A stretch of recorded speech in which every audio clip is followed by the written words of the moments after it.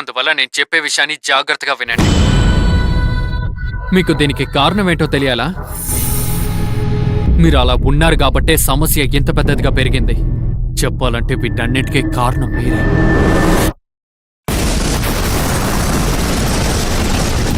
London city దీనివల్ల బాధించబోతుందనే చాలా మంది చెప్తున్నారు. సో ఇందుకు వెనకాల ఎవరు ఉన్నారు అని కనిపెట్టే బాధ్యత నీకు నేను అప్పగిస్తున్నాను. నా కళ్ళకి ముందు ఎవరున్నా నేను వాళ్ళని చంపుతానని తెలుసు.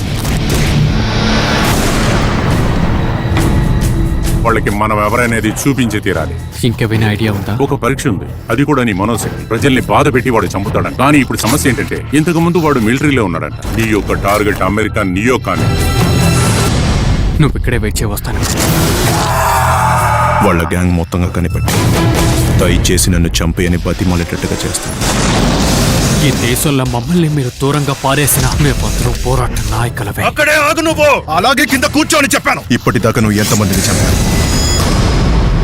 పని పూర్తి చేయి. వాడు వచ్చేసాడు.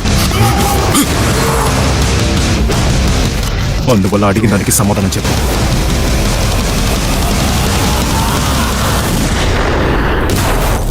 ఈ దేశాన్ని నేను ప్రేమిస్తున్నాను. నేను చంపడానికి ఆలోచన చేయను.